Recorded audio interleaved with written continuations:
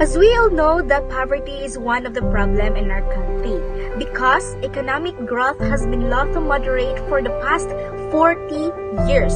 With low poverty reduction, growth elasticity, and the agriculture sector has not grown entirely, and employment generation and job quality have been poor. So basically, these are the causes of poverty that until now we are still experiencing on this situation, such as the income and distribution or high persistent levels of inequality, the lack of quality education, a lack of jobs, corruption for those people who works in the government, the natural calamities, overpopulation, where all of which dampen the positive effects of economic exclusion, and that's why many Filipinos are poor. Well, the migration of people from rural areas to more developed metropolitan areas such as towns and cities is referred to as urbanization. As a result, these areas experience rapid growth. The perception that urban areas have more to offer in terms of growth, job opportunities, and development than rural areas typically drives this movement. But evidently, urban areas such cities or megacities are more common in rises and disorders which link to poverty of the many, especially in the country who is currently trying to be developed. Squatters and slum areas are the hotspot of these urban issues.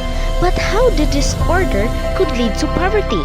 Well, let us put an example. We have overcrowding or overpopulation. Overcrowding occurs when a large number of people congregate in a small space that cannot accommodate them without succumbing to the surrounding pressure. As a result, cities increase in population and become overcrowded when they reach their carrying capacity. When a city's potential is reached or exceeded, residents compete for limited and scarce resources such as power, water, and transportation. This problem could be the factors in poverty.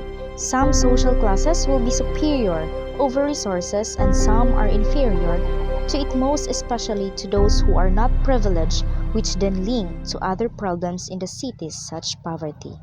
Another issue associated with the urbanization is unemployment.